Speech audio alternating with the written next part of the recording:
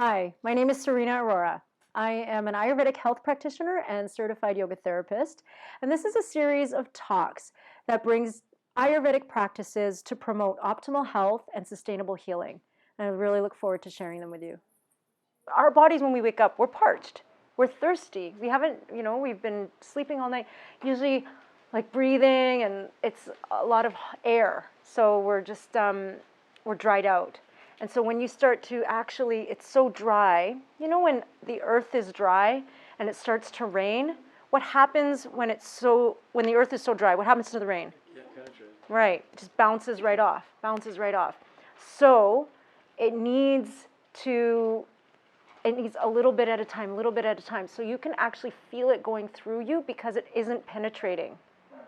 And then eventually, when you drink it, you won't feel it so much. Yeah? So burning, not like hot, yeah, but burning as in like this feeling of like it's going through me, rough, like a rough feeling. It's great. So now you're just moistening the soil. Okay? So keep it up. Good question. All right, good. So something so simple can have some great effects. If you haven't experienced a shift, that's not a failure. It's just keep going. What is medicine for one person is poison for another. So, but for hot water, I would say, keep at it. Sipping a little bit, like I said, if you are very parched, and you would know if you're parched by, you can look at your friend's face. Nope, look at the person next to you, their face, and see if they have any bags under their eyes or dark circles. Bags under their eyes or dark circles. Yeah? So bags under your eyes is a kidney. Did you get checked, Dan? Yeah, we're good. Okay, we're good. All right. Okay, good. Anyone? Yeah. So bags under your eyes, kidneys. That means that your kidneys are thirsty. Your kidneys are not functioning optimally. Bags under your eyes, adrenals. So kidneys and adrenals, you're tired, you're exhausted, adrenals. So by drinking that means you must take a little bit more time to drink your hot water. Sip it all day. That means you're quite parched, and it's going to take a little bit more time to be absorbed inside of you so that you can have that 5:30 number 2. Okay, or the bowel movement. Okay, so just know what's happening in your body. Maybe you need a little more time. So, good. All right. Perfect. So, there is just one little thing, a little recap of Vata that I wanted to go over with these Gunas, the 10 pairs of opposites. So who can name after my little story yesterday with the lady on the airplane, what was she? What was she experiencing a lot of? This poor little lady. She was really Vata excess. What were the Gunas? Cold and hard. Rough, cold. She was hard. Dry. Ooh, she was dry.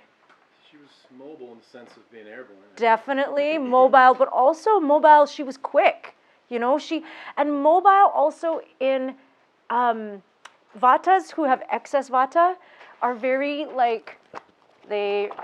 fidgety, huh? And they'll they'll be sitting. They can't sit for very long. It's like, oh, what about that over there? Oh, okay, and then sit. Oh, I'm kind of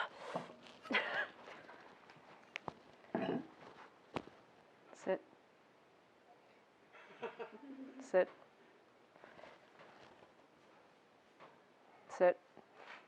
Okay, Vatas are very fidgety, and Vata's excess. That's an excess Vata trait. So too much mobile, moving around, and your mind can't focus. It's like come back, come back. So this is a consistent thing with Vata. So if you notice in the last training there was a guy, and he actually did this, like as he was listening, or I think at one point it was like this. And I asked him, do you notice you do that? And he's like, nope, nothing. Had no clue. And so, you know, or the pen, or chewing the pen, tapping your fingers, those kinds of things. That's a excess vata trait. And so you will see that in people. And they will have no idea that they're doing that.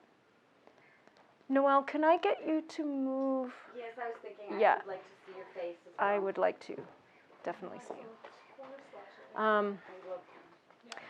So, anybody come to mind when I describe that? Me?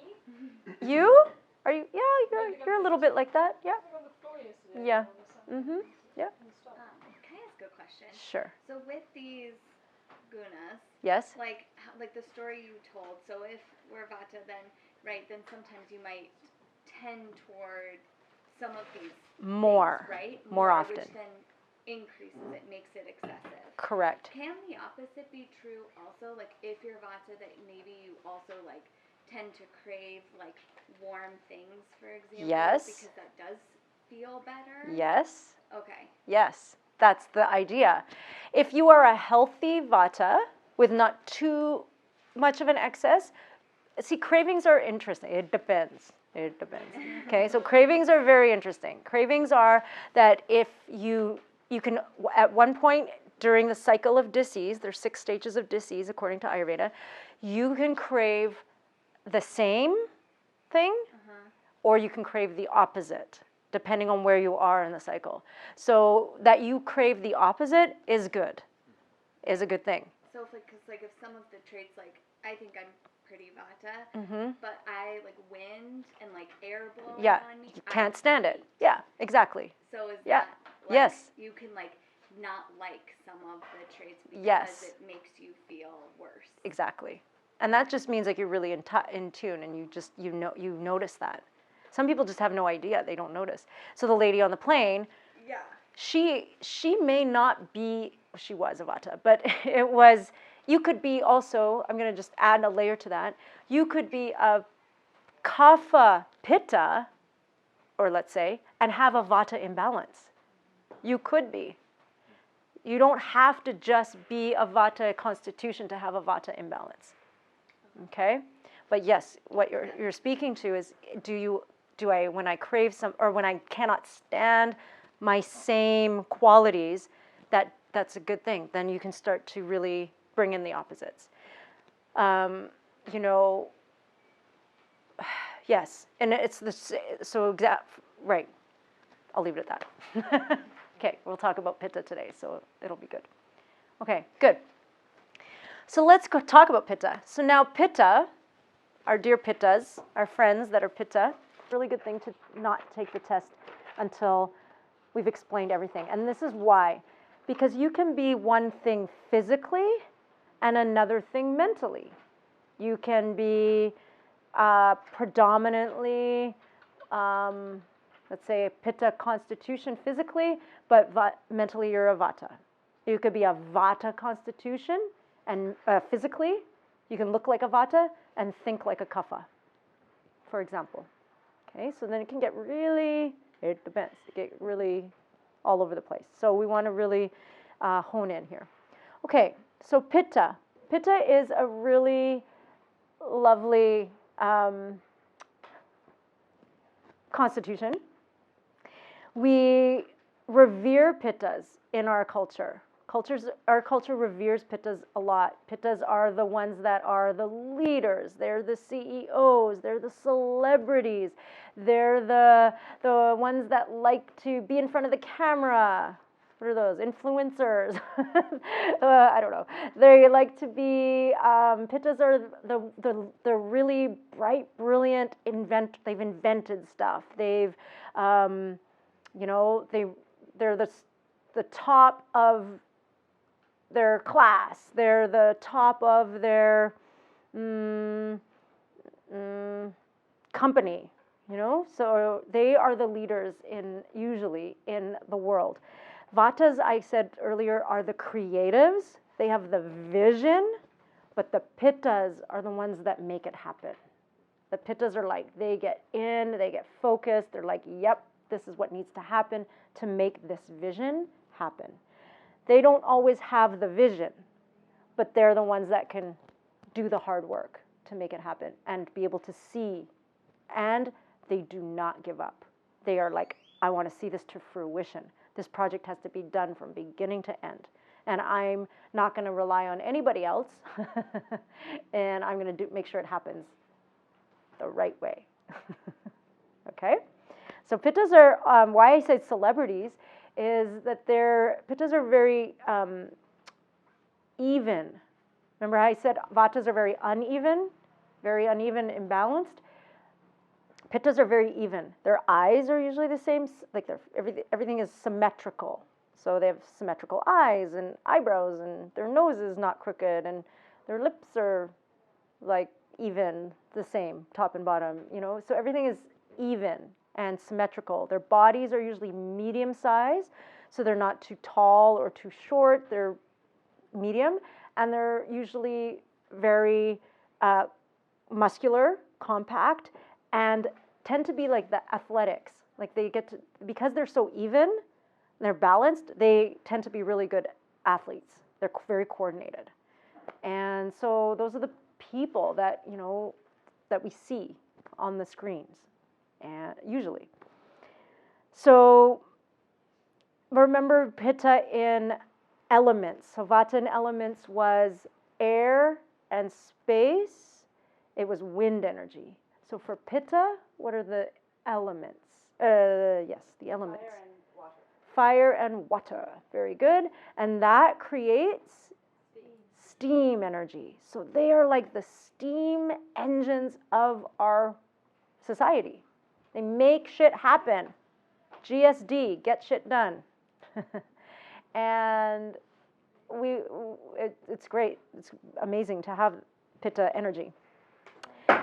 To transformation, metabolism in the body. So Pitta Metabolism. Pitta is the steam energy inside your body. So it's all your cellular metabolism, your digestive fire, and which is called? Agni. Agni, very good. So Agni, the digestive fire in your stomach and in all of your organs and in each cell of your body, that is what transforms energy in your body. It is the energy transformation in your body. So metabolism, and Agni is. And Pitta is responsible for that. Pitta is our Agni. And without enough Pitta, we tend to have low Agni. And the Agni is, you know, it can be, that's why Vatas are quite the opposite. Vatas are the cold and the light and the rough. And Pitta energy is like here to warm you up. And so it brings in the opposite quality. Okay, what do you think, let's go with the Gunas here. So what Gunas do you feel would be very Pitta energy like? Fire and water. Sharp. Steam energy. Sharp. Good. Hot. Hot. Rough. Not so much. Dance. Dance? Dance. Dense. I'm like, dance. Yes. Pittas do love the dance. Dense. No, not actually. It's the opposite. Pittas are liquid. So if you think fire and water creates what? Steam, yes. But I like to think of fire water, and you would know this, Mr. Kalani. Fire water, lava. If you think of the lava and the energy of lava, that is fire water, and that's Pitta. So it's liquid, and it's spreading. Pittas like to be spreading. They like to spread their, we'll talk about it, but health and wealth and energy in themselves. They like to be in the space. Okay? Oily, very good. Yep. Clear. I would say they're more clear than cloudy, but Vatas are more clear. So I would say the Vatas are the clearest. So Pittas are kind of neither nor clear nor cloudy. They're kind of just, they're fire water. So it's like the perfect blend. Are they static? They are not. So that's it. Pittas are, they don't have a lot. Oh, and hard. Did we say hard? Pittas are hard. Can be. Yeah. But they're hard on themselves. Vatas are hard on others a little bit. Like they're hard, like harsh, I would say, more than hard. Pittas are hard. Hard on themselves, hard on others. It seems a little dichotomous. Yeah. Liquid and hard? Oh, what? Liquid and hard? Yeah. But, so it's more like liquid is like, I'm going to spread, I'm spreading. It's kind of like that energy. And hard is more like, because think of water and liquid and the force that it can have in nature. Okay. You know, I mean, it can eat through earth, eat through rock. So it's hard. There's a force in it that's hard. That's very focused, hard, sharp. Okay? Okay, good. Okay, so we have sharp. Oh, and we missed one, light. So Vata's light is like light and airy, whereas Pitta's light is tejas, brilliant, the light inside. Pittas take life in through their eyes. Vatas take life in through their skin and ears. Vatas like to see things. They will only believe it if they see it. Right, Pittas? Pittas are like, I'll see it, I'll believe it when I see it. Vatas just believe. They're like, oh yeah, it must be like that. Okay, so Pittas come in and they're light in like brilliance. They are sharp, as in they are sharp-minded, sharp-witted, sharp-tongued. They can be. A little bit hot. They're hot. Did we say hot? Mm-hmm. Okay, good. Hot, the most important one. Hot, physically hot, but hot-tempered. They can be hot,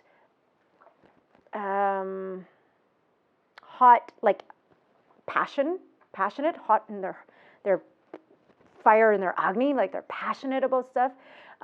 There's lust is a very pitta energy. Okay. Oily, mostly their skin, their hair.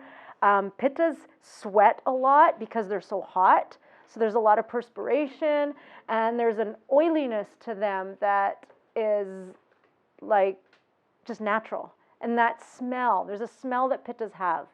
And it's like not body odor and it's not, like it's just kind of fleshy. It's like, you know, when you sweat, like when you're moist, you're kind of like, there's a fleshy smell. I can't really describe it. Do you guys know what I'm talking about? Any Pittas? You know when you like get sweaty, like in between your legs, and it's like that smell. No, it doesn't smell sweaty, but there's like that smell, right? Yeah. Pittas have an odor. Okay. Onward. Liquid. Spreading. They love to spread. They love to spread their name and fame. Pittas love to be known.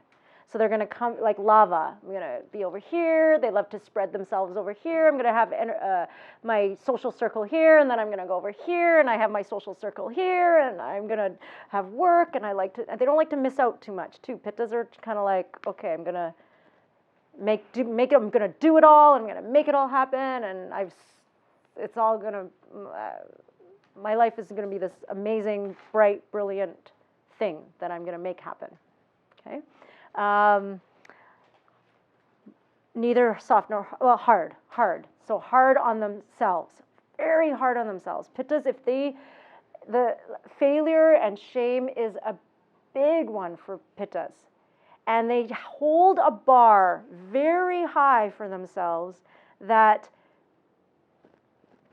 not only for themselves, but for others. That when others are in their presence, they also feel like they have to reach that bar, and they maybe feel like a failure. And so Pittas themselves, they're like, oh, I got to get here. This is my next goal. very goal-oriented. This is my next goal. This is my next goal. Climb that ladder. And this is the rung. This is the rung. This is the rung. And if I don't meet that rung, I've somehow failed. If I don't get to that stage, I'm somehow a failure. Okay. Okay. Static, mobile, no. Subtle or gross, no. And cloudy or clear, not so much. All right. So Pitta. So in your body, Pitta is responsible for, as I said, metabolism, metabolic activity, your intellect. Wow. Pittas are so smart. And they're just like, so Vatas learn really quickly, but they forget quickly. Pittas, they're super sharp, they get it, and they retain it, and then they apply it right away. You know, it's so interesting. Now, if I was back being a middle school teacher, how I would see how my lessons landed with Vatas or Pittas or Kapha kids, you know, and how different it is. And who were the ones that really had that vision of success or that version of success in school? The Pittas. Like that, school is made for Pittas. School's not made for Vatas necessarily and Kaphas. The Vatas are just like, and then they're like told they're ADHD, right? Because it's like they're distracted and it's like they have a really hard time focusing. So it's really interesting how our structure or constructs are made for certain types, constitutions. Okay, body temperature, that's a Pitta. Pitta is responsible for your body temperature. That's why Vatas are cold often, cold hands, cold feet. And you know, if a Vata is cold before bed, can you sleep, Vatas? No. It's like you need that hot shower before bed, definitely. Pittas, can you sleep if you're hot? Not a chance. Pittas are like, get this blanket off me, get this sheet off me. I can't sleep. So literally, if you're sleeping with a Pitta and a Vata are sleeping together, well, give the blankets to the Vata. They'll be happy. And so it's a really interesting, so true. And so it's like, how do you regulate your body temperature? Well, first of all, you already have a thermostat. So now you just have to work with it. Work with your thermostat. Okay, color complexion. So Pittas have a little more like red in their color complexion, a little more, like a redness. Vatas tend to be a little more pale, not as much color, and Kaphas kind of in between for color complexion. They're more on the paler side too, because they don't have a lot of Pitta as well. Pittas are the ones with the color. Pittas, if you're really strong Pitta, you will go in the sun and you like tan like that. Anna's like, yeah, I know. So you tan like that. And the Vatas and the Kaphas are kind of like, woo, watch out, gotta protect. Analyzing what you see. Pitta is responsible for analyzing what we see. So wow. Okay, I'm gonna see it, I believe it. And I get to analyze. So if I see something and I'm deciphering what it is, what it means, you know, as you learn things, it's so interesting how, and this is maybe something that we talk about in our therapeutic program, which is more based on like different conditions and the nervous system and those kinds of things. But if taking life in through your eyes is a thing for Pittas, what about visually impaired children or visually impaired adults? Like how do they, if they're Pitta, how do they learn? How do they start to learn and take things in? So they're going to have to learn, they're going to have to raise up another part of their constitution. Okay, so physical traits. So as I said, Pittas are very medium built, they're very symmetrical, very compact, and not compact, but like proportionate. Proportionate is the word. Their hair tends to be straight and thin, shiny, but Pittas think a lot. Pittas are like, The hamster is constantly running on the wheel. And so Pittas literally burn a hole through their head and burn off their hair. So premature balding and gray hair, premature graying, is a Pitta, excess Pitta trait, is Pitta. So a lot of Pittas have like gray to white hair early on in their life, or bald, go bald quickly. And so like Anderson Cooper is a perfect example. He's like, I think he was gray when he was in his 20s, yeah? Something like that, silver in his 20s. So it's like, you know, he's like so analytical and thinking and really has a lot of Pitta in him. They're bright, brilliant, intellectual. They have sharp, sensitive eyes. Not only do they have sensitive eyes, so they take life in through your eye. You take life in through your eyes, so you will have eye sensitivities. So Pittas tend to have like dry. Vatas have dry eyes, but if you are Pitta, you can have like burning sensation in your eyes, or itises, conjunctivitis. What's another one? Styes, good, yeah. Macular degeneration, retinal detachment. Those kinds of things are all like, because Pitta, it's too much fire. It's too much Agni going in and out of your eyes. And the blue light on your screens at night don't help. They don't help. But also, Pittas are the ones that work at night. They work on the screens. Pittas are like the screen workers. You know, that's your job. It's like, okay, I'm going to be on this screen. It's like, and we're going to talk about this a little bit later on, but Pittas, if they stay up at night, that's when you're doing your best work. So you can be up all night, taking life through your eyes, burning a hole literally through your eyes. Okay, so just consider that. Taking life through your eyes, you're sensitive there. They need the drops, the eye drops, you know. They get red. Pittas is red. So it's red eyes, red nose sometimes, red cheeks, like that kind of redness, that's a Pitta trait. Pittas tend towards irritation in general. So irritated eyes, but irritation in general. You're like irritated. Hot-blooded, that hot-blooded. Okay? And so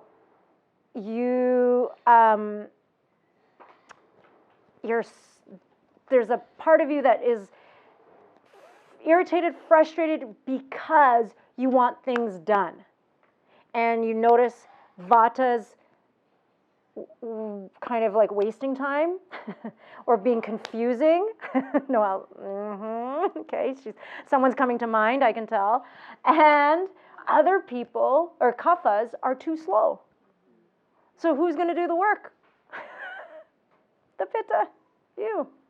So it's like you want to get things done, and so there's this constant irritation because and when you meet another Pitta, and they're like, yeah, you're all like, ah, and then you go for it, and the Vata just sits back and watches the circus happen. It's like it's gonna get done. You're like, finally, someone who thinks like me, who works like me at my pace. We're gonna change the world, and you probably do. Okay, so this is how it works. You're watching people. I'm sure people are coming to you in your life. So, sharp noses, usually kind of a sharp nose with a reddish tip, is a Pitta trait. Easily perspire. It's because you're so hot. We're so hot. Okay, so I'm a Vata Pitta, so it's my Pitta, and I was much more Pitta before, and so I know that, like, you know, just you start working out Pittas, like within like the first, like your anaerobic activity or first 3 minutes, right? If you pass that 3 minutes, that fourth minute, you're drenched. You can like be working out for not even 10 minutes and you're soaked, and your mat is soaked, or your whatever is soaked, the bike is soaked, the treadmill is soaked. So yeah, Pittas sweat a lot. You have warm hands and feet.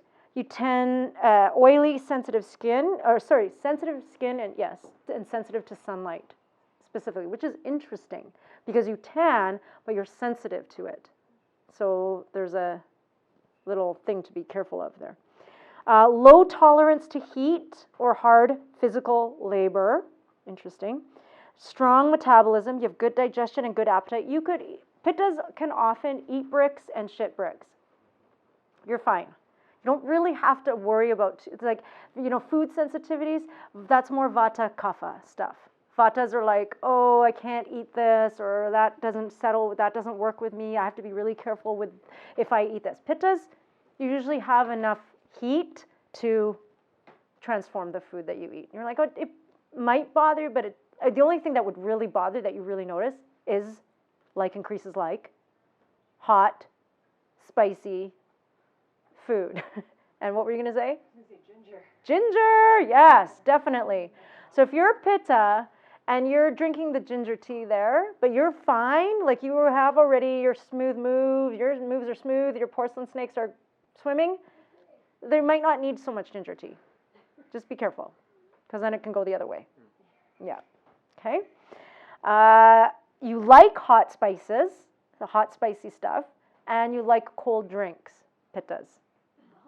Love cold because you're so hot. So here's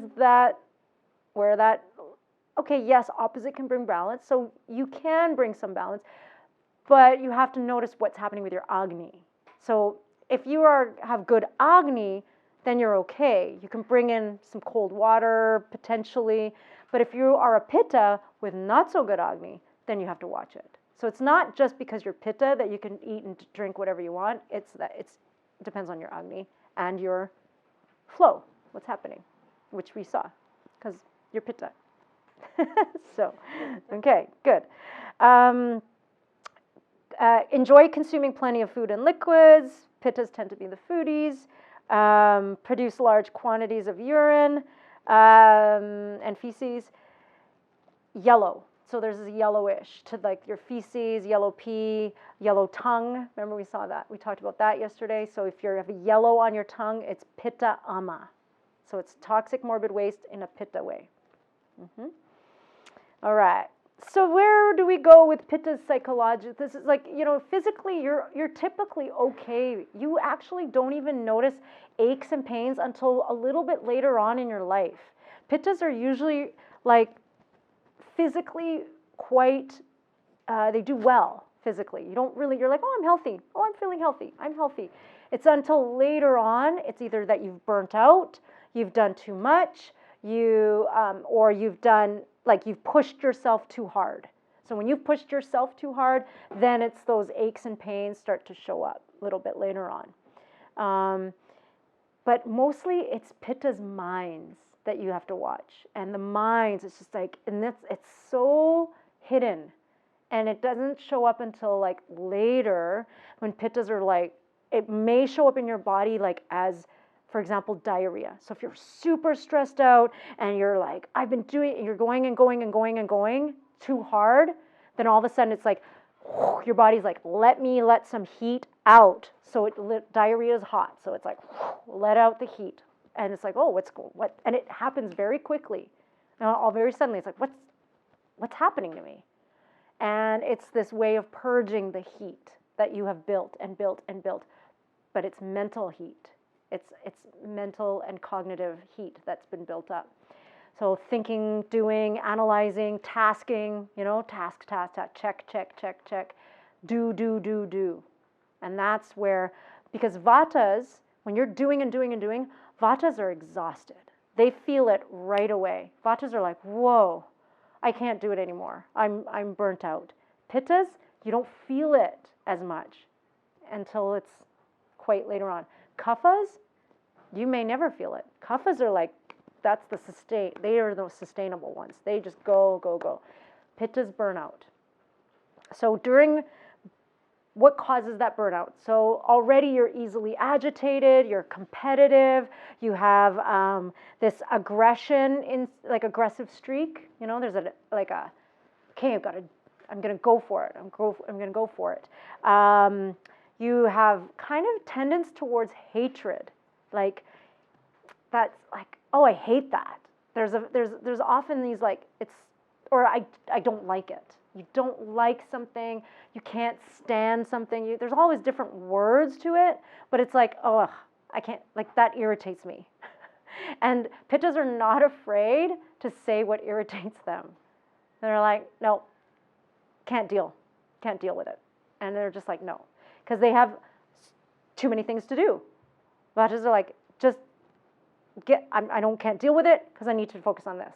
And they're very direct. Pittas tend to be more direct. Easily angered and short-tempered. So when you have like a lot of Pitta, you have a shorter fuse. You have a shorter fuse. Kaphas have the longest fuse.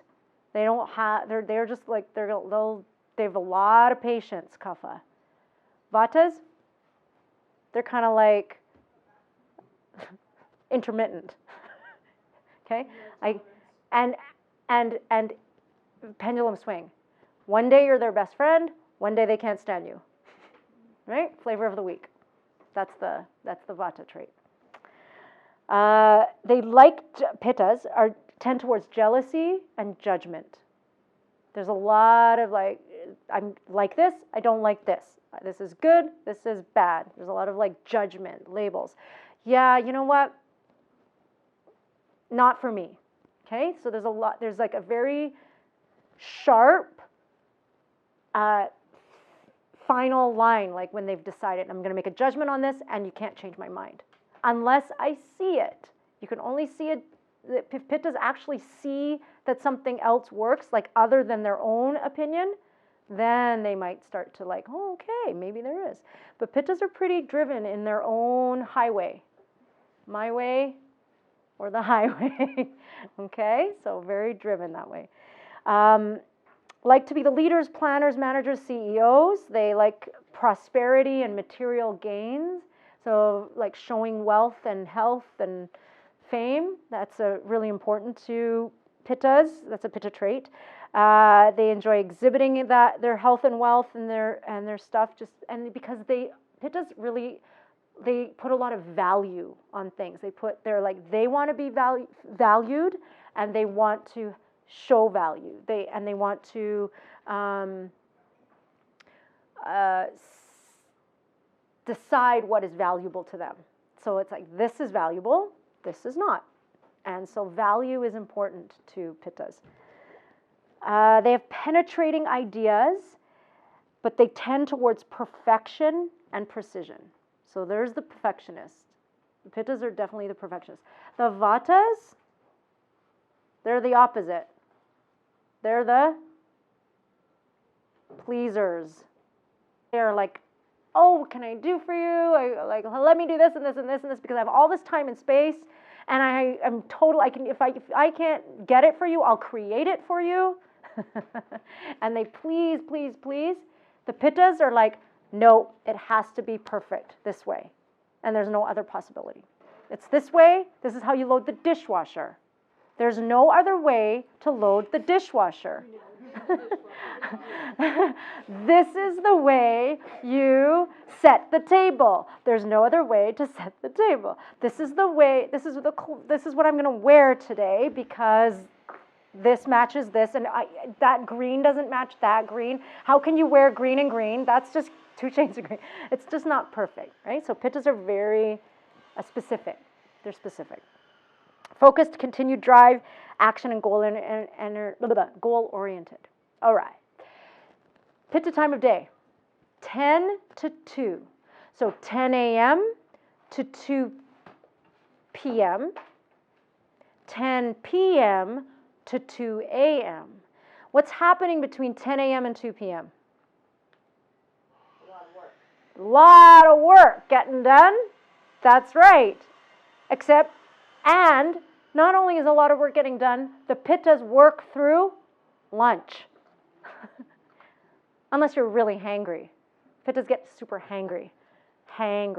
And, but Pittas, my sister's a Pitta, Kapha, and so she'll, like, when they were working in her office, like when it was actually, she was in her office, her gym. She was at her gym every day at lunch. Every day at lunch, she would work. She'd go to the gym at lunch. So Pittas, you got to be. I have this time. I might as well do something with it, right? Can't waste this precious 60 minutes. I got to get as much as I can in this 60 minutes. And if it's a workout, and then I get this done, and then I get that done, great. Oh, eating? Well, okay, when I'm really hangry after, I'll do that, and then I can eat. And so the Vatas are usually like, oh, it's 10 to 2, it's lunch, oh, great.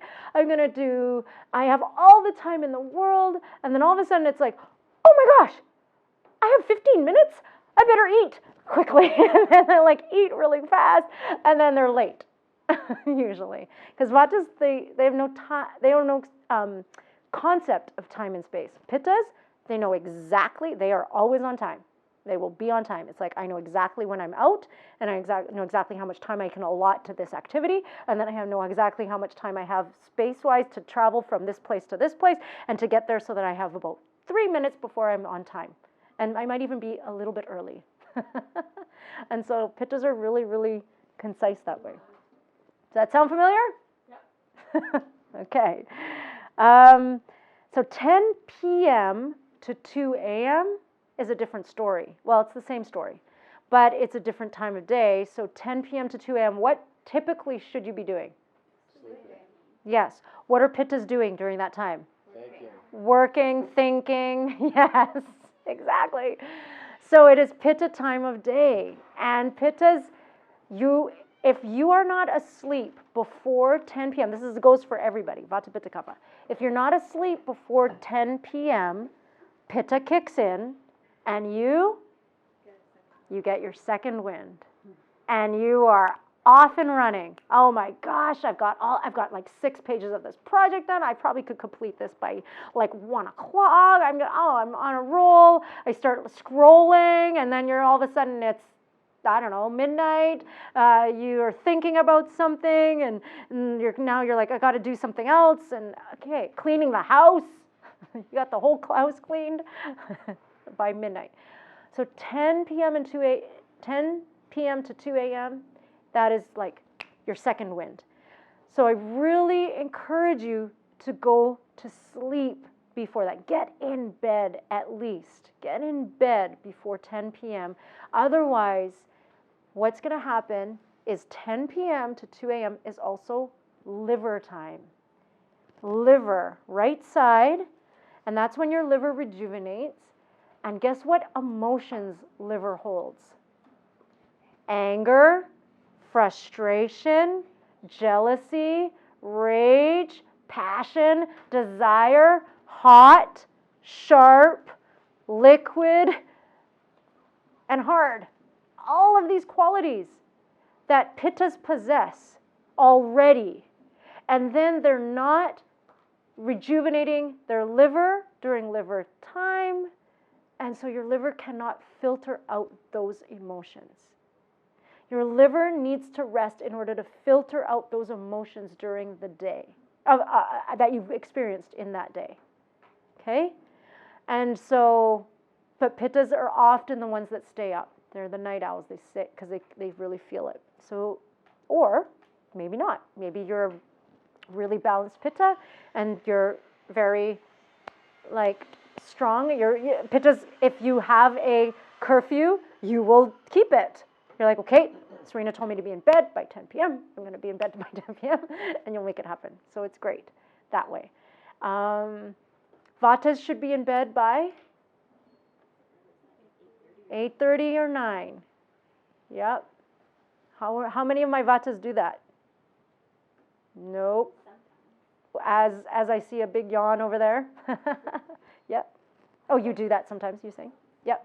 Yeah. And sometimes work doesn't allow. Some people do shift work. Some people are, it's shift work is very Vata excess. So if you work shift work, so sometimes you're working during the day, sometimes you're working in the evening and night, then it's very erratic, and that can really increase your Vata. It's not great. So Vatas are not great for that kind of work. Pittas either, because really, definitely you need sleep, rest, and you need to rest your mind. You need to digest, and Pittas need to assimilate. Pittas have no problem digesting, but assimilating. That's the work that Pittas need to do. Keep what you need and eliminate what you don't need. Pittas have a hard time eliminating, getting rid of, letting go of the stuff, especially the mental Pitta, the mental ama. Okay, Pitta increases with environmental factors. So it's hot here. Yep, Pitta's going to increase, definitely. There's a lot of conflict in your house. Pitta is going to increase. What else? Some sharp words being exchanged. Pitta is going to increase. Some hard. Let's say hard. Hard is like hard and rigid. That's what Pittas tend to be, a little more rigid. They're not very flexible in their thinking. They're not very flexible in their behavior. They're hard. That's another way of thinking of hard. Very rigid. And so hard furniture, hard, like clean lines, like modern furniture with clean lines, and like nothing is out of place. Very rigid. So it might be really good for a Pitta to be a little messy. Get a little messy. Throw that throw cushion in the wrong position. It's hard. I know. I see some smiles. So it's a thing. So being more flexible, finding more fluidity, thinking outside the box, Pittas, getting outside of the box. That is really, really key for Pittas. And to make more flowy, soft furniture in your environment. If you know you're a rigid Pitta, get some soft things in your life that can, and some flexibility, some fluidity. Okay, a water fountain. I don't know. Okay. Pitta stage of life is 20 to 60. So that is like you are in it and you're going for it. You're creating your life, you're doing your career, you're making your family potentially, you're finding, you're moving, you're creating your home, all these things. You're like Pitta, you're doing, you're creating, and you're making shit happen. You're getting shit done. GSD, this is it. Going to dental school, right? So it's like, it's like focus.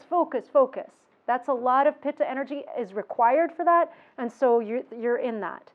And so, hey, let's start to take care of, doesn't mean you have excess Pitta, it just means you need that Pitta to do the things that you need to do before you enter your Vata stage of life. And when you enter the Vata stage of life, Pittas especially will want to feel accomplished. So it's like when you're 60, 65, you're going to be like, okay, did I accomplish? Did I achieve? Did I get to the things that I got to? And so where can you get a little more flexible with that and start to think outside the box? Maybe there's another possibility on how that could look for you. And just starting to think of that as you start to move towards, because maybe some things have worked for you. I'm sure they have. And maybe some things haven't. And so it's to look at the things that haven't worked for you and to change those. All right, Pitta time of season, like Pitta season. Yeah, summer. Or Costa Rica. Okay.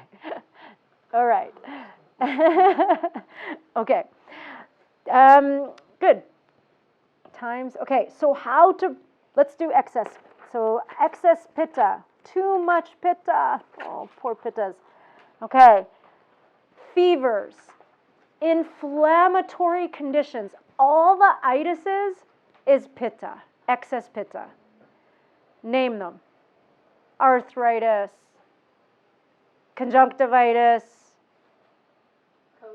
colitis, ulceritis, hepatitis, all the itises. You have lots of inflammation, pittas, excess pitta.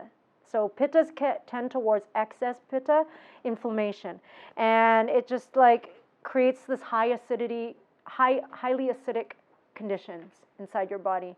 And, you know, like I said, that's when I said earlier when I said that things will start to show up later. That's what shows up later. It's because you can eat and do things, you can do things really fast. Like pittas eat really fast, vatas do things really fast, but pittas will, you'll eat, you can eat whatever you want and it won't show up. But if you eat something and it doesn't actually digest, if you don't actually digest what you're eating, it goes somewhere. It has to go somewhere. And usually it goes into like weakest parts of your body. Oftentimes that's joints. And so that ama, that toxic morbid waste, goes into like the weakest parts of your body, which tend to be some like certain organs if they're weak, or your joints. And that's when itis happens. Arthritis or rheumatoid arthritis or inflammation of the joints, that's excess ama. That's too much ama that was sitting in your body that it had to go somewhere. And so now it's a way of how to get it out, how to flush it out. Okay? Cool yourself down. Any skin stuff, rashes, rosacea, acne, psoriasis, it's pitta. It's too much pitta, too much heat inside you. And it's coming out through your biggest organ, your skin. Because your skin is how you get rid of toxins. Our biggest organ is how you get rid of toxins. Sweat it out. That's why pittas sweat so much. It's great because you have to get rid of that. So now if you don't sweat, if you're a pitta that doesn't sweat, or if you're a kapha, because kaphas are clammy, but they don't really sweat that much, and vatas hardly sweat. So to get the toxins out, you need them to come out of your largest organs. That's why some, like eczema, for example, can be like, that's like a skin condition. It's a dry skin condition, and that's coming out of your skin, and that's because there's too much ama in you. So you need to sweat it out. So sweating is actually very good for you to release some toxins, and especially if you're vata or kapha. Colitis, gastritis, your ulcerations, so anything that you literally are so acidic, pittas, if you have excess pitta, that you burn a hole through your organs.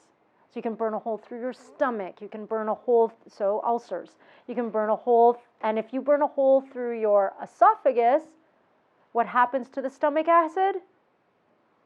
Goes up into your esophagus. What's that called? Acid reflux, heartburn. That is pitta coming up because it's been so much, it's burned a hole from your stomach to your esophagus. It's burned a hole through there. Okay. Insomnia, so difficulty falling asleep. That's pitta, excess pitta. Difficulty falling asleep because you're thinking. You're on that thinking, the hamster wheel, and so you have difficulty falling asleep. But you want to try and do that before 10 p.m., so maybe you won't think so much, hopefully. They say, Dr. Ladd has always said, no electronics after 8 p.m. No electronics after 8 p.m. Okay, let's see. Dysmenorrhea. So dysmenorrhea is painful menstruation. So any kind of painful menstruation and or like excess, a lot of blood during menstruation, that's excess pitta. But cramps is excess pitta. Tendency to overwork, pittas definitely. And why? Excess heat or excess sun exposure, excess exposure to spicy food or oily stuff, hard physical labor, cold drinks and hard alcohol, and overworking or being judged and told that they're wrong. That is a really like triggering for pittas. and that causes excess. Okay, wrong or failed. Those are two things. So any kind of shaming. Pittas hold a lot of shame. Vatas tend to hold a lot of fear. Okay, so there's this one on two sides of the coin here. So general guidelines for Pitta are breathing, slowing your breath down, getting that slow ujjayi, or not even ujjayi breath, because ujjayi breath is heating, but slow abdominal breathing. Okay, so inhale, your belly expands or inflates, exhale, your belly deflates. Just learning how to slowly breathe, especially when you're triggered mentally, is a good thing. There's also cooling breaths, like shitali and shitkari. So shitali first. You can make a straw with your tongue or a boat or taco. Anyone cannot? I heard it's a myth that you can't, and that if you try it every day for 30 days, it'll happen, because your tongue is like a muscle. Okay, every day in the mirror. Yeah, yeah, it is a muscle. Okay, so make a straw with your tongue. Make lots of saliva, lots of spit on it. Pull the air, suck the air in through your tongue like a straw. With lots of saliva, swallow. And then exhale through your nose. Do it again. Lots of saliva.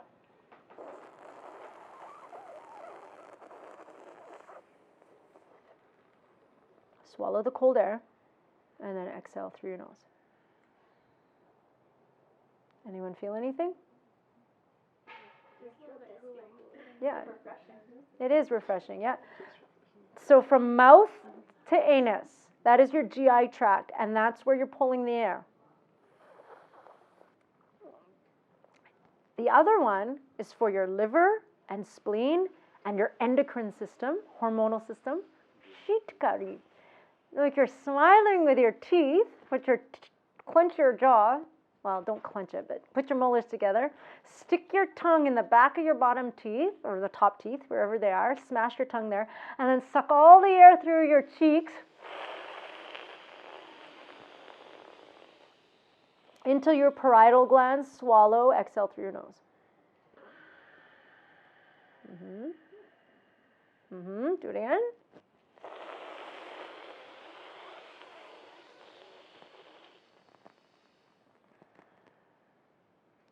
Okay. What do you feel? Relaxation. You feel relaxation in your jaw? Good, because Pittas tend to clench their jaws. Sorry? Like a mint. Like a mint. Oh, nice. Yeah, my mouth is cool. Uh-huh. Okay. This is great for endocrine system, as I said. So if you are going through menopause, it is a wonderful way to reduce hot flashes, to balance out your endocrine system. It is a way to cool down your anger, your liver, your spleen. Anger, jealousy, rage, everything that you hold in your liver. And then in your spleen, left side, resentment, jealousy. Okay, so it's like you get rid of that. Cool it off. Cool off your liver and spleen. Okay. The second one, first one was shitali. Shitari. And the second? Shitkari. Shitkali. Yeah, I think they're in your book. The first one, I think, shitali. Shitari. Oh yeah, shitkari is not. So same way, S-H, you can say E-E or I, sheet, and then kari, K-A-R-I. Oh, kari. Yeah. All right. Another way to cool Pitta down is to exercise during the cooler part of the day. I remember being in Australia, and I was a runner, so not great for my Vata, but didn't think I was a Vata. Thought I was a Pitta, so I would run every single day. And in the middle of the day in Australia in the summer, and all the Australians were like, "Are you crazy?" But I wasn't even hot. I didn't even, I was hot, but I didn't, it wasn't too much for me. But Pittas definitely would be too much. Yeah. Okay, so cooler parts of the day. Body oil massage, you can do that if you'd like with coconut oil for pittas to cool your skin, which is especially if you have skin stuff. Yeah, some skin heat, too hot, too much heat in your skin. So cooling yourself off. Is there specific oils? You said coconut? Coconut, yeah. Versus like olive or? Yeah, olive is way too heavy for pittas. Safflower oil is a little bit lighter, but no, it needs, pittas either need no oil because they're already oily, or coconut. But in winter, and you live in like a really cold area, a cold region of the country, and I don't recommend coconut oil because can be really cooling. So just like, don't. You know, pittas don't really need to oil themselves. They're already warm enough, you know. But if you do feel dry and there's some things, then you can maybe do like a light almond oil or something like that. It's more for every constitution is almond oil. Okay. And then you wait, shower it off, and then let off the residue. You shower off in warm water, let the warm water open your pores, let the oil seep down into your pores, and then you can absorb some of the oil to counter some of the dry. Question. Yep. I do a lot of heated yoga. Mm-hmm. Yep. Not good. Like increases like. So this is the question was, I do a lot of heated yoga, and I'm Pitta. So yeah, let's talk about the yoga. Vatas, remember yesterday we said they like what kind of yoga? Vinyasa The flowing yoga. Even when you ask Vatas to do cat-cow, they're like moving all over the place, and it's like, it's just a simple cat-cow.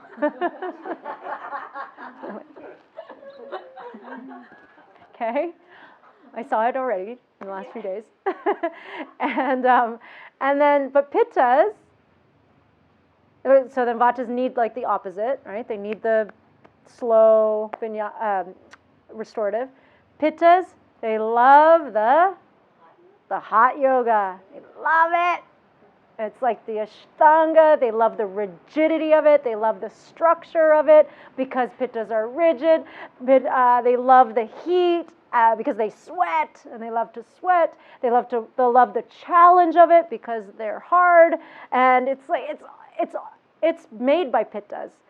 The thing is, all of these yogas, like you think of Ashtanga yoga and Bikram yoga and Iyengar yoga and all of these things, they were made for specific people, men, when they were younger, when they were boys, to, as Ayurvedically, bring in balance. It was bringing the opposite to them. So it was, for example, Patanjali, Pattabhi Jois. So Pattabhi Jois brought Ashtanga yoga to the West.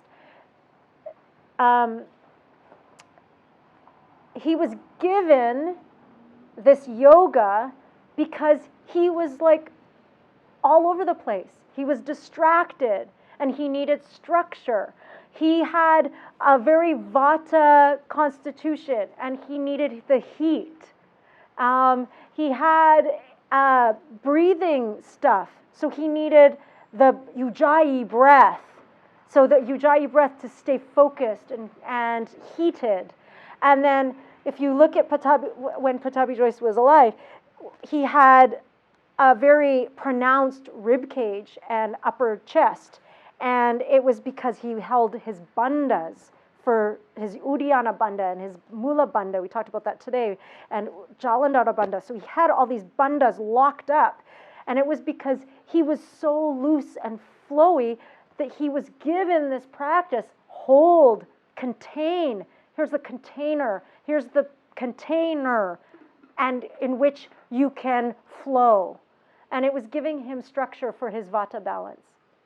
But then it's brought to the West, but the people who are enjoying it are the ones that already have those qualities.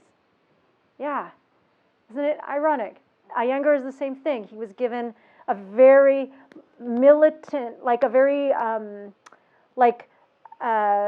what's the word? Like he used a lot of props because he was in the military and his body wouldn't do certain things actually physically. He couldn't actually get into poses. And so his teacher's like, okay, I'll get you in the pose. And he would use straps and blocks and blankets and all these things to get his body into the pose. And it was for modifications. And so it was what is medicine for one person is poison for the other. And that it just keeps playing itself over and over again. And so it wasn't meant for the masses. It was meant for you, and you do this in this kind of environment, and you do this in this kind of environment, and you do this in this kind of environment. It's fascinating. Yeah. So what would be better?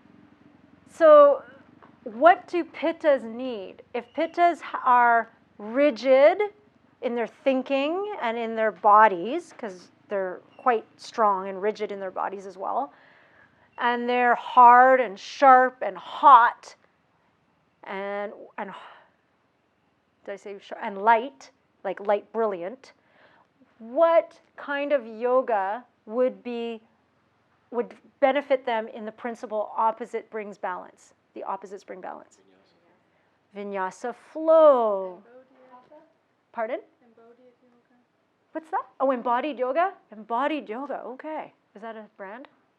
Okay. Yeah. Yeah, good, yes. Like you do your own. You do your own thing, yeah. And fluid, and it's like there's no structure. Good, yep. They like water yoga, even like doing yoga in water. Yeah. I don't know. I mean, there's sup yoga, but it's I did yoga in the water yesterday. Yes, no, I've done that. yeah. At the beach on the shallow part. Yeah, nice. Lots of somatic work because it's fluid and it's like not that repetitive. You can do do 2 or 3. There's no number to do. You give them a little more leeway. You give them less to think about. Pittas love thinking in their yoga class. And so it's like, where can I just not think? But Pittas want to think. So there was a suggestion of Yin Yoga. That's okay. I think Pittas would really benefit. They really benefit from Yin, but they hate it because they're in it and they're like, is this all we're doing? And it's like, what's happening? What's happening? Like, we're in a pose for 5 minutes or 7 minutes or however long it is. It's like very unnerving for Pittas. Like they feel like they have to do something. So, and it can be the opposite. It can be like, wow, that was amazing. That's something I've never done before. Like, never just done nothing. You know? So maybe your excess Pitta person might really enjoy a Yin class. It's worth a try. As long as their mind's not going a million miles an hour, because it kind of defeats the purpose. Meditation, yoga nidras, excellent for Pittas. Yoga nidra, if you could do like a 10-minute yoga nidra at lunch instead of going for a run, Pittas, that would be great medicine. Opposite bring balance. And yoga nidra brings your mind into the gamma brain waves. It drops you're not in dream state, you're not in alpha state, beta waves, and you're not in delta waves, you're in gamma waves, which is when you're in bliss. You're not analyzing, you're not thinking, you're not taking life in through your eyes. You are just in this state of bliss, which is thoughts coming and going. You're totally aware, so you're doing something, technically, but it's coming and going, coming and going. They're not staying, they're not analyzing, you're not doing anything with the thoughts. Okay? Yoga Nidra. Just clarity on this. Sure. Heated yoga. Yes. Less? Just less. Yeah. Yeah, I know. I mean, is it affecting you? Do you feel like it's giving you, it's good to let the heat out, okay? There's a fine line in Pittas. It's like if you have an anger and heat that you want to let out through working out and doing the hot yoga, then that's different. If you feel like and relaxed and mentally like empty in some ways after a class, great. If you're doing it for the challenge and for the physical and like for and you're you're wanting, that desire is there, then I'd say less. So the intention matters here. Yeah, I almost I don't even take water into the class because Okay. it's the extra mental exercise I'm trying to push myself through. Okay. Which is Interesting. exactly what you say. I'm Okay. trying to You're like, I can do it. I can do it. push. Yeah. So that's where the tweaking can happen. Yeah. You shouldn't drink too much water during an Ashtanga class, though. I can sweat just as much in heated yoga or not. Yeah. It doesn't really matter. Yeah. Drink some hot water before, and then, and those, I know I've seen it countless Ashtanga studios like pounding the ice water. It's just going to go through. So. Kundalini for Pittas, yeah, it's a great way to channel some of the heat, some of the energy, some of the emotion, definitely. Yeah, great. Okay, sit with your palms open on your mat, on legs or the mat or wherever is comfortable for you. Close your eyes. Take a deep breath in. And exhale completely. And as you do, open your mouth, close your eyes if they aren't already. Soften the creases between your eyelids. Your palms are open like little empty bowls sitting on your legs, your lap, the bolster beside you, wherever. And bring your attention to the space behind your eyelids, the space behind your curtain. Imagine this, you're on the stage of your life.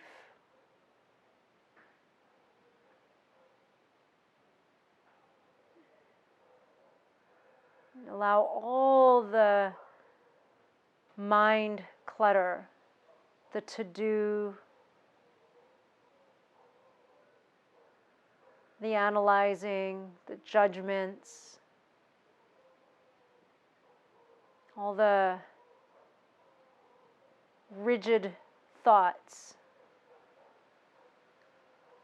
all the shoulds, the should-haves and the should-dos.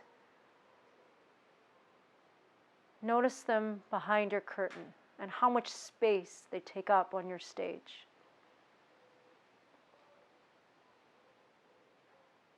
And then start to find your breath and imagine your breath as though it was a broom sweeping across your stage. Inhale, sweeping, exhale, sweeping. And sweeping all the clutter, the to-dos, the shoulds, the should-haves, all the judgments, all the pain, all the worry. Sweeping it up with your breath. And so each time that you inhale, gather all of that in your mind, in your third eye, behind your curtain. On your exhale, let it sweep down, and you sweep it all the way from your center down through each temple on either side of your eye, down your face, the sides of your face, your neck, each shoulder, down each arm, forearm, and past your wrists and into your palms. And gather it in your palms. And do it again. Inhale. All your breath into the third eye, into the space between your eyes and behind your eyelids. Exhale, sweep down all the way across each eyebrow, each temple, each side of your face, each side of your neck, shoulders, upper arms, elbows, forearms, wrists, and palms. And keep moving this way. Inhale, breathing this way.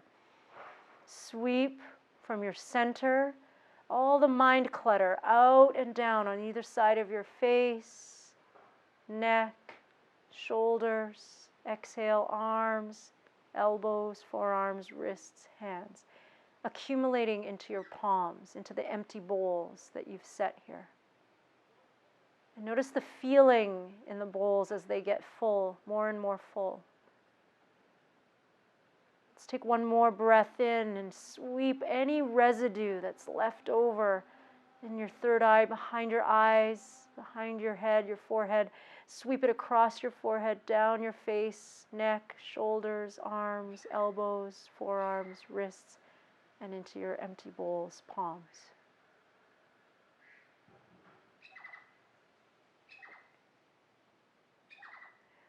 Sit in the emptiness.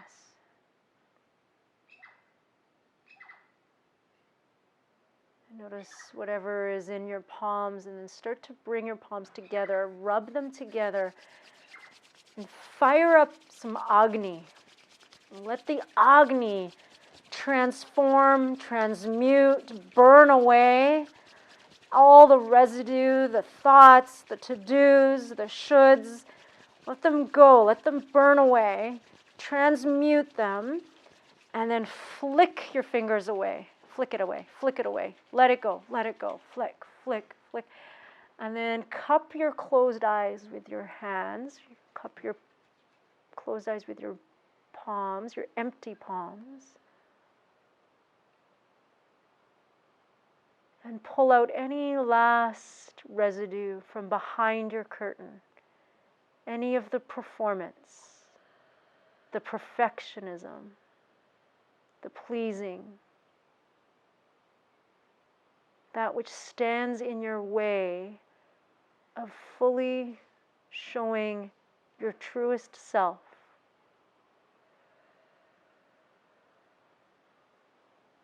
That next time the curtain opens, that is who will be revealed. Without the shroud, the cloud, the pretense. And drag your firm fingers along your forehead, down to either temple. Make small, firm circles on each temple. And then press firmly down through your TMJ, your temporal mandibular joint, where your bottom jaw meets your skull. Open your mouth, unclench your jaw and your molars, and slide your firm fingers down the jaw, your jaw, all the way to the tip of your chin. And flick it away. And keep your jaw slightly open. Keep your eyes closed and your molars not touching. And just feel into this.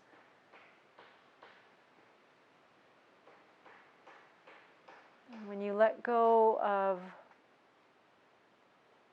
the excess, you can find more space. And then slowly open your eyes. Okay. How do you feel?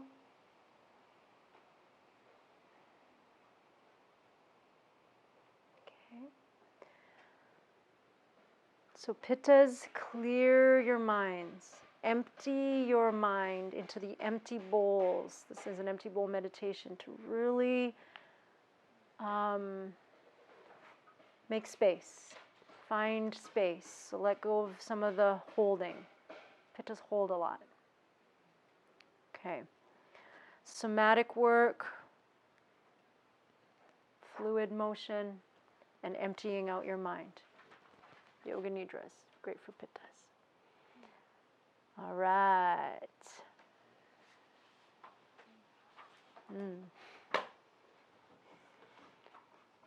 Good. Okay, pause. Kapha. Yes. We're here, Kaphas. We've made it. So Kaphas, where and when do you think, or what do you think Kaphas experience? Like, what do you think are their most predominant, let's say, okay, sorry, let's start again. Kapha. So what elements outside, natural elements make up Kapha. Do you remember? Earth and water. So earth and water create what energy? Mud. Mud energy is for building, cohesion, lubrication, protection. Okay, so it's all our stuff in our bodies that keeps us protected, lubricated. It's the synovial fluid in our joints. It's our cerebral spinal fluid in our spine. It's our lymphatic system, our white blood cells that keep us protected, our immunity, the mucus that is in our bodies, all the linings, the soft linings of your organs that keep your organs protected from the acids. Your stomach lining, for example, that is made out of Kapha. You need that, otherwise the acids in your stomach would burn right through your stomach. So we have linings around our body, organs, and inside us, and of course our skin, that keep us protected from the inside world and the outside world. So this is Kapha. Kapha is responsible for one other thing that we call ojas. O-J-A-S. O-J-A-S. Ojas. And ojas is, yes, our immunity. You can think of it like that. So in a more physiological way, you can consider it immunity, like lymphatic system. In an energetic or an Ayurvedic way, it is actually life. It's our life force. So there's prana, yes, that's in the form of breath. And then ojas, which is in the form of this liquid substance that lives inside our bodies. And they say that we are born with an Anjali of ojas. This is one Anjali. So this is Anjali Mudra.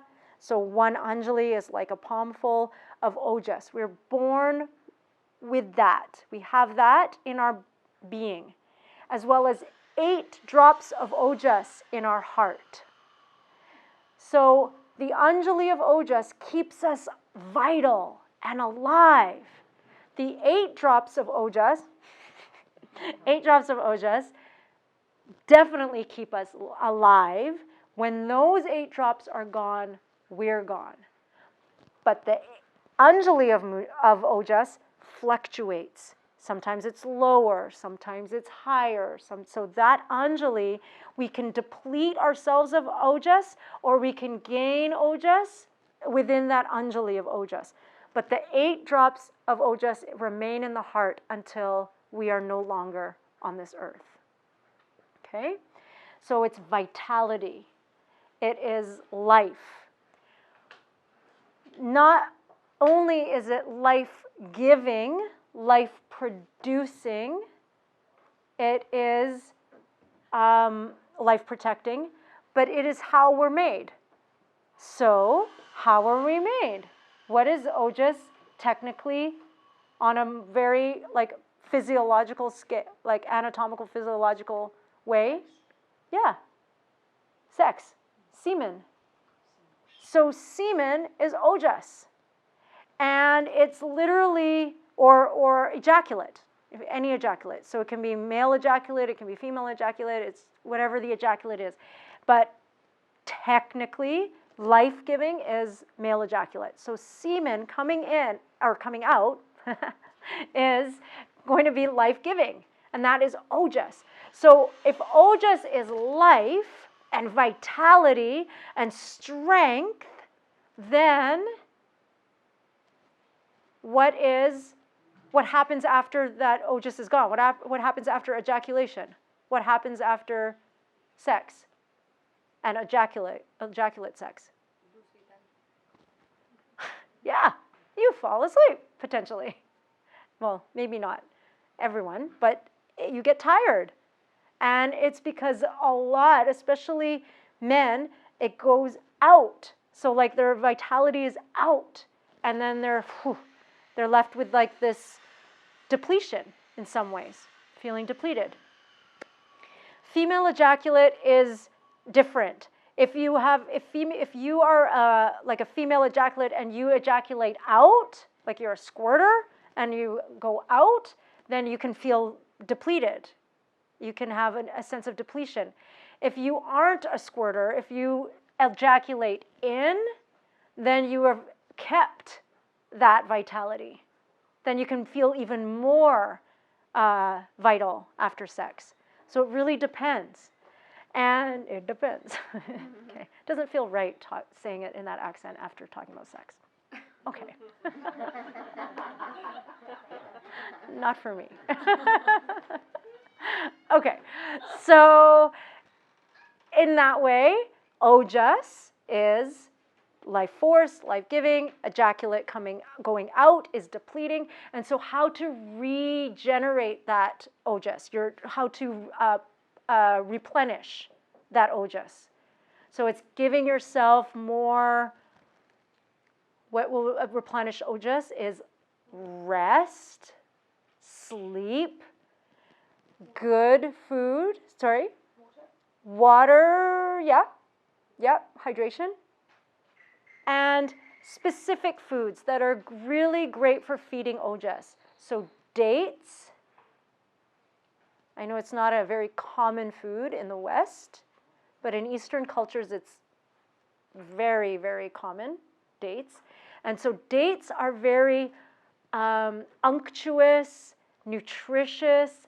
If you open a date, like a fresh date, and you it's like pasty and yummy. It's like the quality of ojas. Okay, that's what it is. It's like this yummy, sweet kind of unctuousness. Okay, avocados can be quite ojas producing, but not. I wouldn't say that that's like the number one. Dates for sure, and milk. Milk and its counterpart, which is what comes from milk, is ghee. Does everybody know ghee? Yeah, clarified butter. So ghee is like, it's been all the fats have been, the solids have been pulled out of it, have been boiled out of it, and so it's clarified butter, so you don't have it actually can increase your good cholesterol when you eat ghee, and it's very replenishing of ojas. Okay, so dates, ghee, and milk. Very, very replenishing in terms of that. So if you put dates, milk, ghee, an avocado, and chocolate in a blender, you have an ojas shake. An ojas shake. Okay, so we're talking about ojas for those of you who just came back. Ojas is the life-giving force. It is in our bodies. We have 1 Anjali full of ojas and 8 drops in our heart. And when we have sex, semen is pushed. Semen is like the physical way of being ojas. It's pushed out, so you feel more depleted. Okay, so how to replenish that. So after sex, make an ojas shake, drink it. Is it Ta-da. good to do that even when you're Yes. you're not like it's not Correct. depleted? It's Yeah. good to just do things to just keep it. Absolutely. Because what's happening, the question was, is it good to just do those things to keep yourself from being depleted? Yes, because you are being depleted anyways. Like life is depleting your ojas. Staying up late, being on a different circadian rhythm, the to-do list, the stress, the work, being in relationship, and like the ins and outs of that toxicity can increase ama and deplete ojas. Mm-hmm. So replenishing ojas is very, very important. Yeah. Sorry, yes? Is that where mojo comes from? Yeah, maybe. Your mojo? For sure, yeah. Ojas. Yep. But if that's released for men, is that not So I was, Accepted. yeah, I said, so for women, if you are female ejaculate, if it's a female ejaculate and you're a squirter and it goes out, then you're like, it's depleting, but not as depleting as if you aren't a squirter and your ejaculate stays in. Then you can, but you're still releasing it. So you just may or may not feel it. But yeah, sex is depleting. But it's not positive for the woman then. Yeah, not, I mean, it can be. It is positive. It is positive. There's a feeling of elation, of prana, of, so I was saying prana is air, vitality, life force. Ojas is like this liquid life force. Okay, so yes, you are. It's a great feeling, but it's also there's like a release that's happened. So it's a little bit exhausting. You know, you're holding on. So it does need to be replenished. And the way you replenish it is self-care, self-love, rest, and good food. Yeah. I'm sorry. I've heard like in some Kundalini practices Yeah. that men will often practice like retrograde ejaculation. Yeah. How does that play, or is that like Because they're holding it. It's like brahmacharyan practice. And is that is supposed to keep life force energy In, so that they feel it inside them. and then women It's not do that given same out. practice naturally. Right. Unless there's Exactly. Yep. Yes. Okay, similar Okay. question, but just Yeah. to build on that, is there also the concept, I think in, you know, the Chinese embrace this thinking too, that there's a limited amount Of chi. Yep. chi, Mm-hmm. and that chi, vitality, Yep. energy force Yep. is contained in ejaculate. Yes. So you only Yep. have so much of it. Yep. Once it's gone, your vitality is diminished or you die. Yeah. Well, yes. So in yoga, they believe the same thing. So the brahmacharyan practice is the same thing, that they don't believe, but they believe that you can replenish it in other ways. But that's why they abstain. That's why they abstain from having sex too often, because you can have it build, you can build it and then let it go every once in a while, and they say that that's healthy. But it's like the holding on to it, and that's what this practice is. It's like this practice of holding it in, Right, so if you Like- have sex, then you're just not ejaculating. ejaculating, Right. exactly. And then you can maintain the energy. So have sex, don't ejaculate, maintain the energy, and that's a practice in itself. Bearer of all kinds of good news today. Okay, very good. You're welcome. Yep, we talk about it all. That's really interesting. What is the? My brother had surgery because he had cancer. What is that little thing that you can get removed? Prostate. The prostate. He had prostate cancer. Yes. So we talked extensively about like his life being different. Since Yep. One thing he told me is that he cannot ejaculate anymore because Yep. he doesn't produce the liquid. Yeah. So, and he, since he had this, Yes. has like taken up martial arts. He's become super fit. He's doing all these kinds of things, and I'm wondering if like some of that is Yes. he is regenerating Yes. in whatever activity he is doing because it's not going anywhere. Yes. That's so interesting. Yes. I have to tell him that. Yep. Very interesting. And he's much more vital. Yeah. Yes, I Yeah. mean, he's noticeably more vital Yep. post Surgery. prostate. Yeah. Mhm. Amazing. Yes.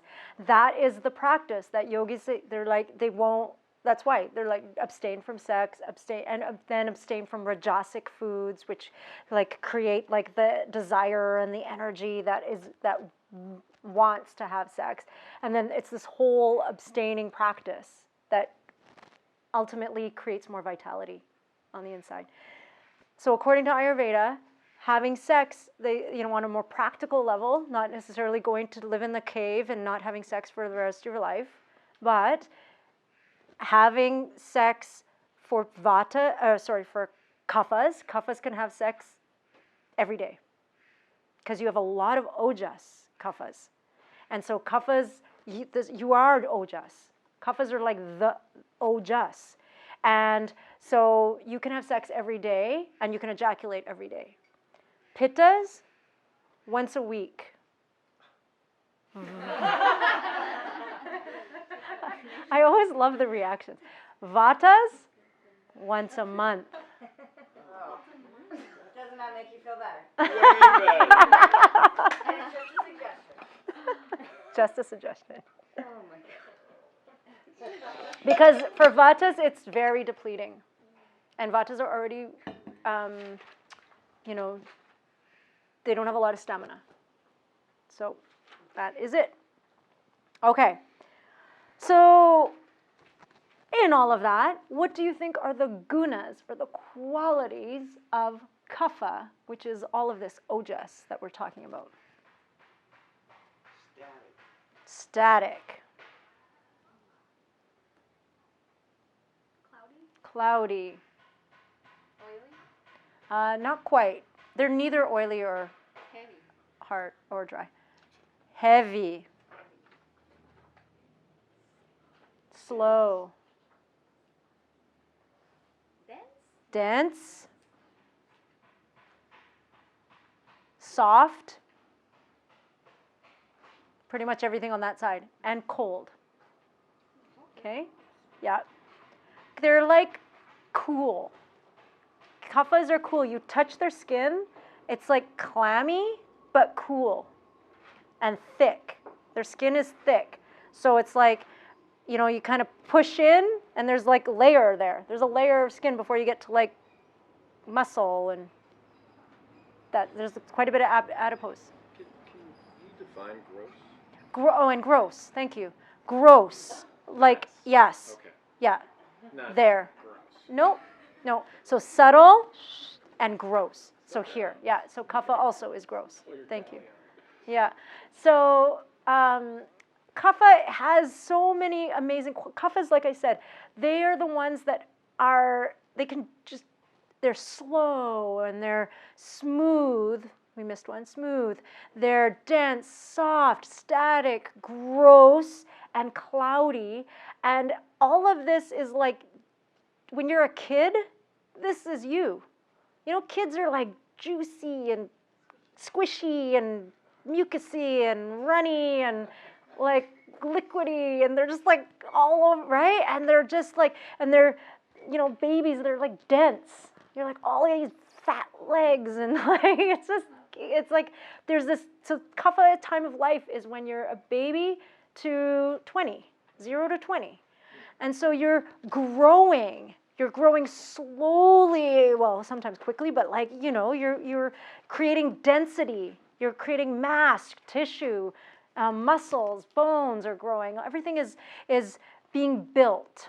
It's building and protecting and lubricating. And so this kind of ojas, you're full of ojas because you're made from ojas. Okay? And you're getting lots of sleep. So you're replenishing your ojas. You're a kid, so you're getting lots of food, ultimately. Food. And what are the ojas producing foods? One of them that babies eat? Milk. It's like, this is it. They're being fed ojas over all the time. It's like, drink this. It'll grow. Okay? So we are this juiciness, it's like the juiciness of life that we start with, burn through in our Pitta stage of life, don't sleep, don't replenish our ojas, okay? And then and then go into our Vata stage of life, all that ojas, if we don't take care of it, if we don't take all that juiciness with us, we're just dried out. The lady on the plane. She'll never know. I know. I should give her a name. Joe's wife. Yes. Almost. Poor Joe. She must miss Joe. Okay. So yeah, it is really this, like, do you see that? Do you see that through life? It's like and so how to keep the juiciness that we started with at the end of our life is the goal of Ayurveda. That is the goal, to take all the ojas that we were given and fed at the beginning, and how to sustain it, not burn through it, ejaculate through it, sleep, stay awake through it, dry it out, deplete it, deplete. And then we end up with nothing, because it's so much harder to rebuild ojas in those later stages of life, in the Vata stage of life. Doesn't matter who you are. But I guess it does matter in some ways. Because if you are a Kapha dominant person, you are slow, you're heavy, slow, cold, smooth, dense, soft, static, subtle, or gross, and cloudy. If you are that, and you go through life and you've taken care of yourself, and you can burn through some of it. You can burn, of course. It's important you don't want too much. Otherwise, you're just this slow, slimy blob. You want to burn through some of that in your Pitta life. You can handle that. You can actually, in fact, it's good to burn through some of that in your Pitta stage of life. Then when you get to Vata stage of life, you have enough. And you are the juicy grandma, the juicy grandpa, the vital grandpa, you are the one in your later stages of life that have that vitality, that zest for life, and that juiciness that we all want, that we all like. It's very revered, especially in Ayurvedic, like in India. Ayurveda, it's like those. My grandmother, I did not know her at all. Like, I just met her once when I was very young. But she was that my dad would tell me stories about her. I mean, she had 12 kids, so she must have been breastfeeding for 24 years. And just like, my dad was just saying like how much she loved her kids. She had so much love to give, so much juice to give, so much to give. That's the mama. That's the giving tree. If any of you have been down that jungle path, there's a really large guanacaste tree on that path. If you've made it that far, she's the mama. She's the guanacaste mama of all of these guanacaste trees, and so she's the one who's like spawning, giving birth to all of this. And that's like Mother Earth. Think of that. So this is like where Ojas lives. This is what Kapha is. And so it's a really revered trait in the East. Who is revered in the West? Pittas, the doers, the accomplishers, right? They look a certain way. In the East, it's the other way. It's there's some mass to them. They have something to give. They're like juicy and abundance. And so that's their physical traits. So if you look at their physical traits of Kapha people, they're strong, they're large, they have a sturdy body and frame, they have well-developed muscles, they're thick, cold skin, clammy a little bit, big eyes, thick eyelashes and eyebrows. They gain weight easily. They have very slow metabolism. So Kaphas have a harder time burning through, right? So their Agni is a little bit low. Why? Because they have all of that juice. It's like kind of putting out Agni in some ways. They sleep no problem. Kaphas have no problem in deep, prolonged sleep. Makes me crazy sometimes. Kevin's Pitta Kapha, so he's like, one time he slept on a plane, and the lady beside him, she's like, I was in a different row, and I could see him, and he was just like, he's just sleeping like this, like, I don't know, he was by the window, I think, but anyway, he slept like this the whole time. I was waiting for him to move, like, so I could, like, get his attention. I was waiting for him to, like, even just turn his head, nothing. Like, I don't know, the ride, I think the flight was like 4 hours. It was long. So I was like, we get wherever we got, and the lady turned to him, and she goes, wow, that was impressive. Like, he didn't even move. Anyway, so, okay, so psychologically, kaphas are very grounded. They are very calm. They're tolerant. They have, they're very forgiving. They have a strength in a physical strength, but they also have a really mental strength, like stamina. They can like tolerate a lot. Stamina, as I said, endurance, compassionate, loving. They're loyal, and they're a little bit slow to comprehend at first, but they have a very good long-term memory. So they don't quite, Vatas get things really fast and forget. Pittas get things, they get things, they remember them, and they apply them. Kaphas takes a little bit, but once they get it, it's there. Yeah. Okay, too much kapha. This is where it gets a little bit,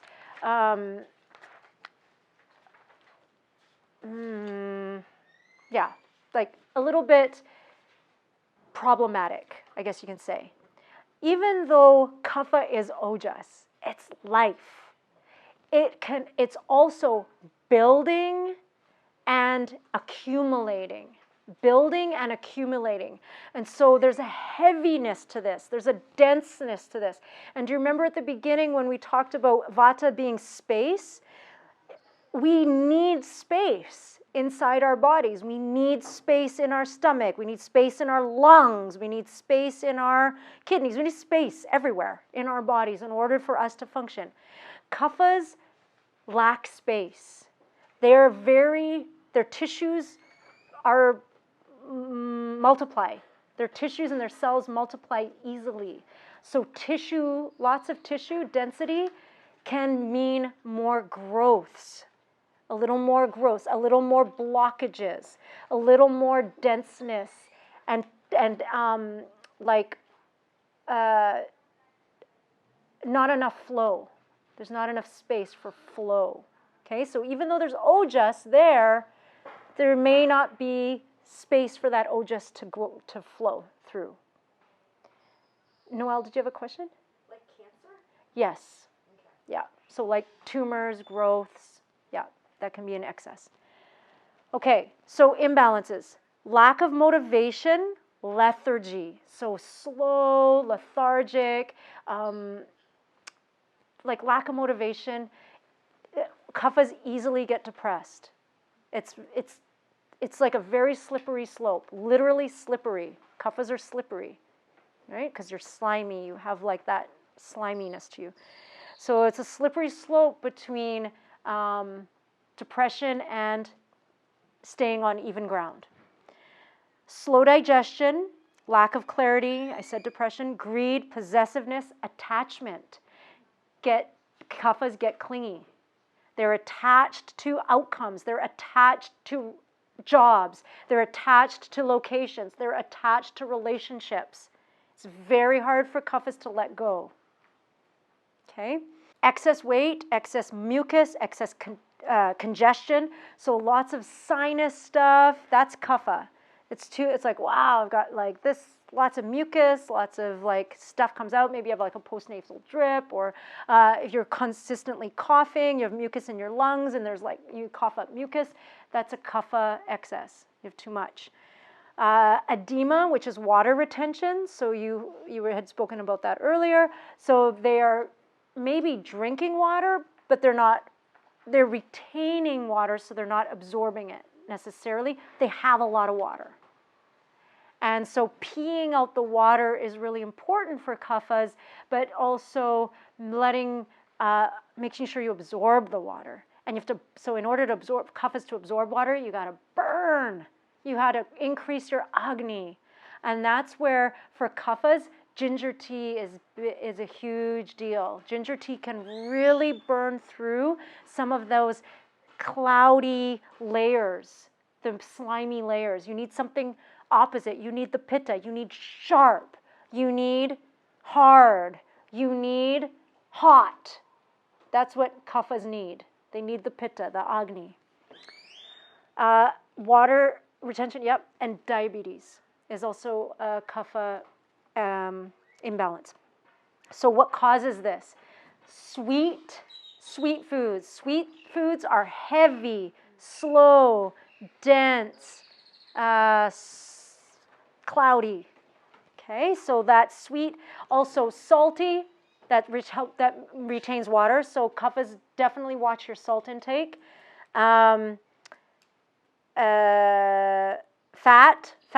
Fatty foods, oily foods, fried foods, not great for kaphas. That causes the kapha imbalance.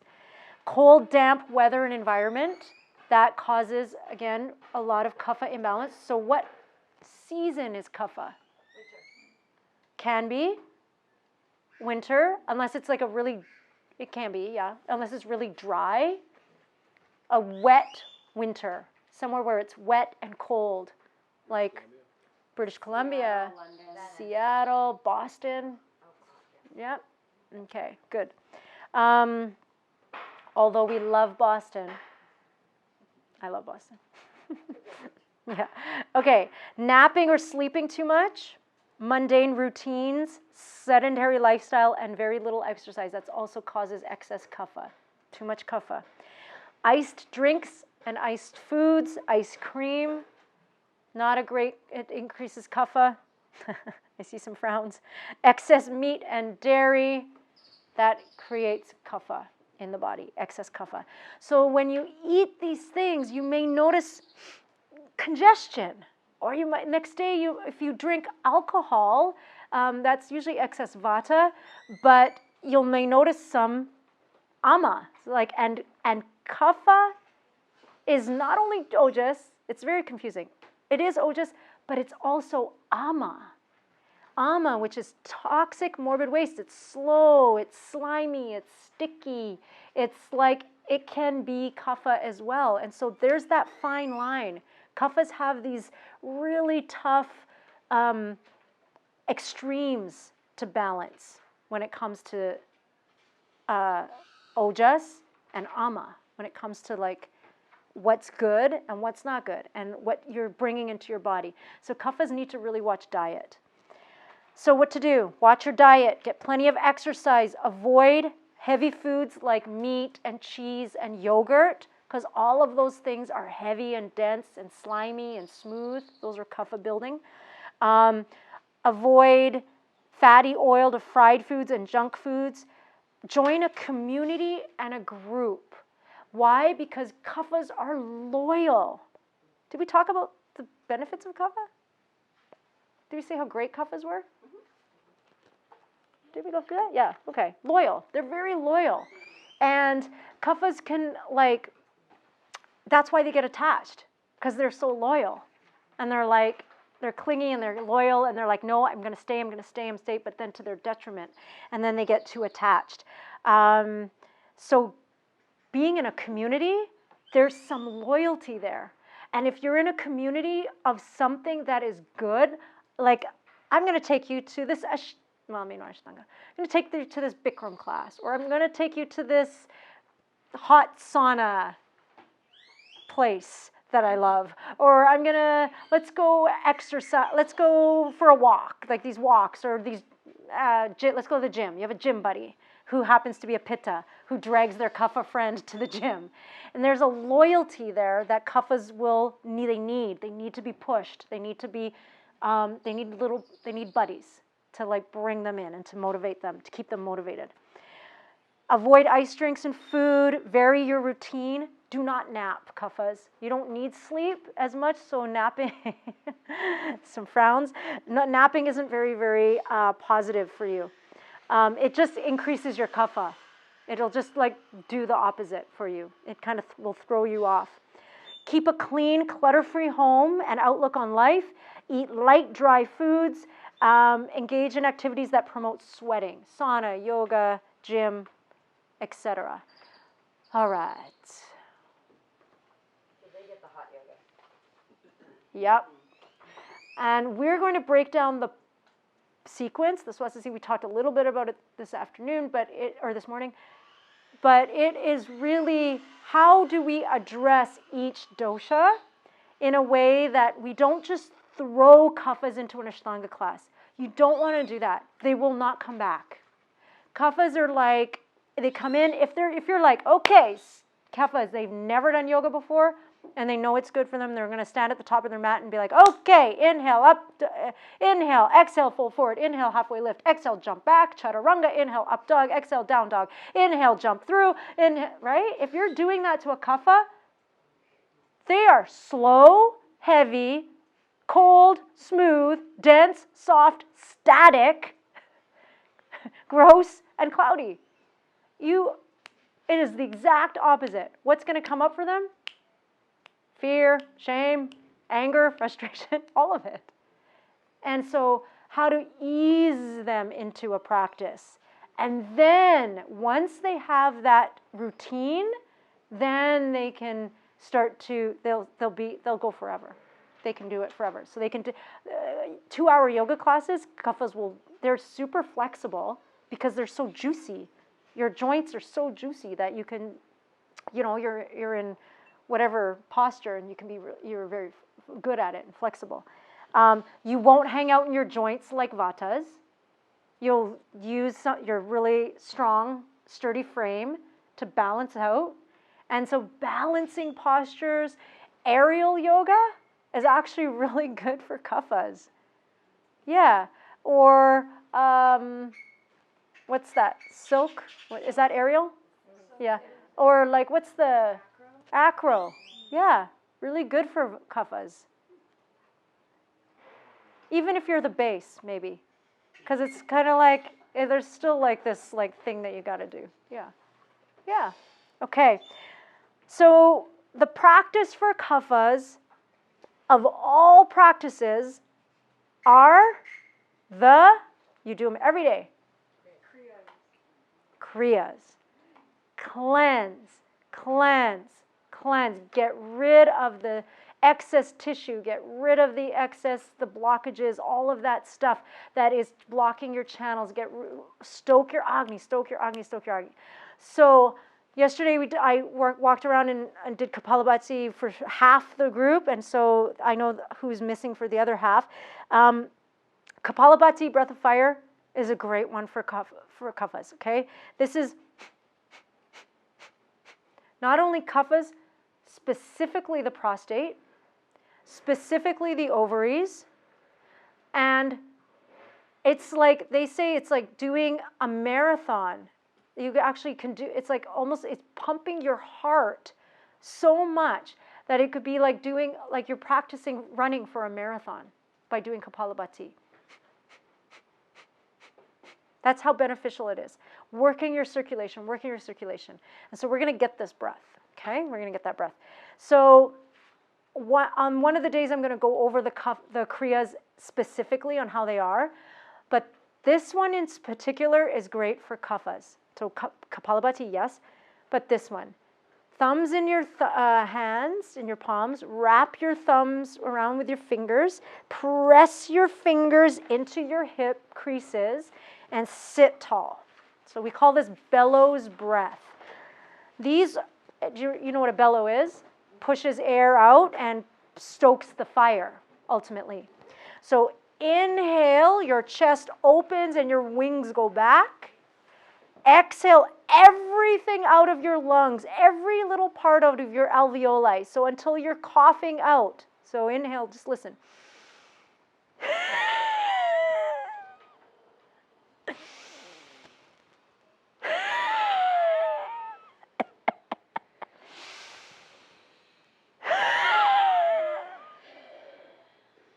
Let it all out. Even if you're coughing, let it cough. Like you're pushing everything out of your lungs. Don't just make the sound. Really let it work through your lungs, your whole lung. Like you're trying to get some chemicals or any dust out of your lungs.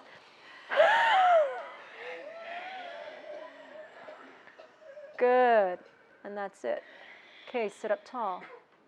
Good. Cough. Good. Cough, cough. And what are you doing when you're coughing?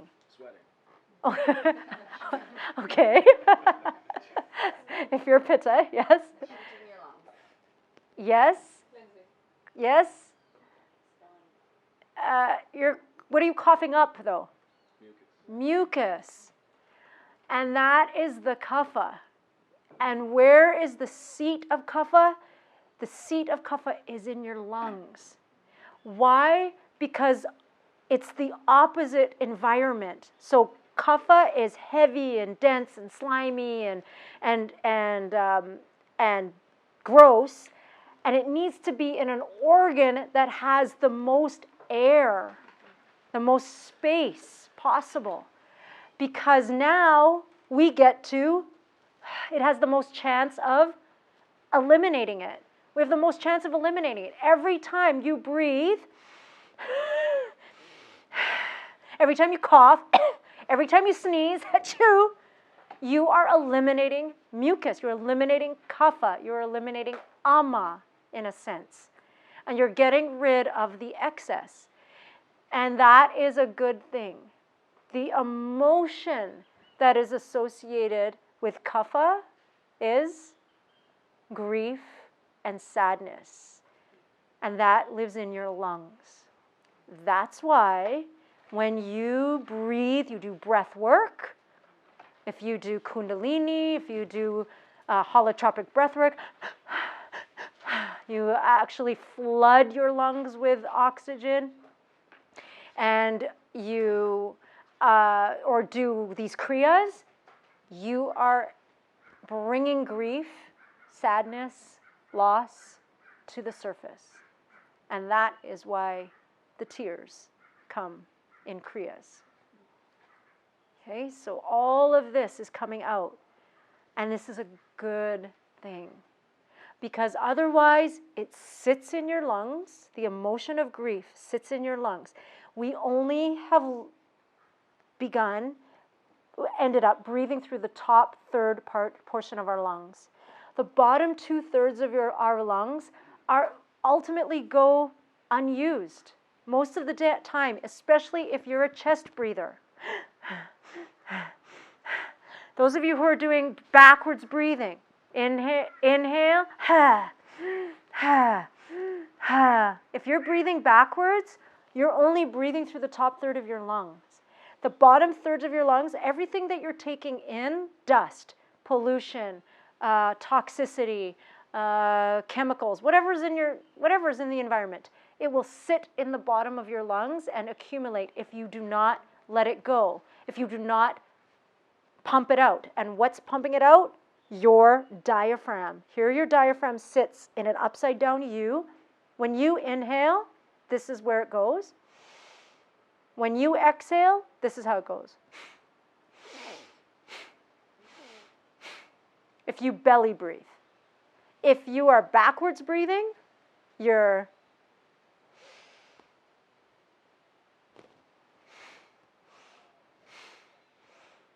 diaphragm pretty much doesn't move. It has a hard time moving.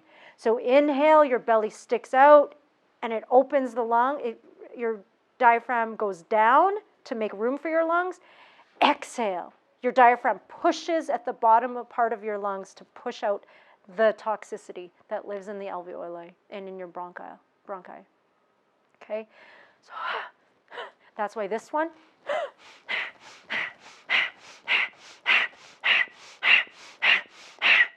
You're really pushing the air out of your lungs, and you want to do that. Inhale, flood it with oxygen. Let it go. Okay. Fire, breath of fire. It's for vata. This breath, for kapha. This breath, for pitta. Okay? Yeah. So you're getting rid of it, that stuff in your head. You're stoking the fire. You're getting rid of the stuff. The seat of vata is low in your abdomen. The seat of kapha is in your chest, in your lungs, where you can get it out. The seat of pitta is in your small intestine, which is here, small intestine. So it's like higher, kind of like right below your stomach. And so twist, twist, twist. You're squeezing out your small intestine and all that's in it. and letting everything go. And all your thoughts, receive, push away, receive, release, mentally. Okay? I know, that's a lot. It is powerful. Gracias. Thank you so much. Hasta luego. Because they're Yep, here, so sounds good. Thank you. Yep, bye. And so the one last thing I want to do is to show you the way that I poop. You don't want to miss this, Anna. Okay. No, it's okay. You good. I'll show you later. And so I have a squatty potty, it's not a squatty potty, but it's called an apana stool.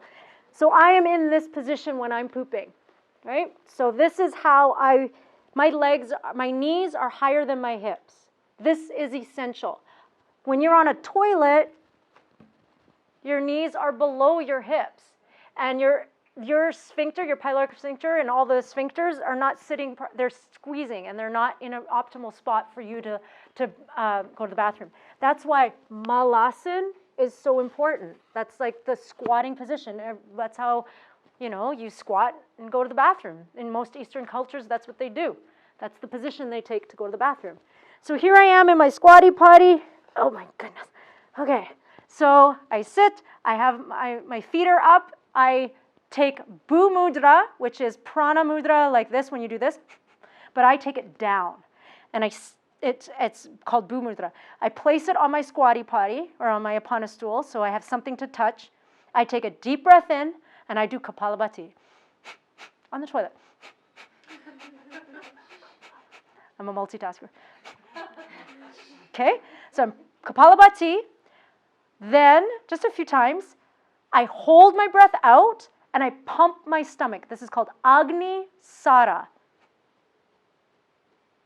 No breath, just 3 or 4 times. Then I take a deep breath in, hold my breath in, and squeeze my anal sphincter. Ashwini Mudra. Squeeze, release, squeeze, release. I know you're doing it. Squeeze, release, squeeze, release. And then, like a plunger, squeeze, release, squeeze, release, squeeze, release. Hopefully. Okay? If that doesn't work the first time, I do it again.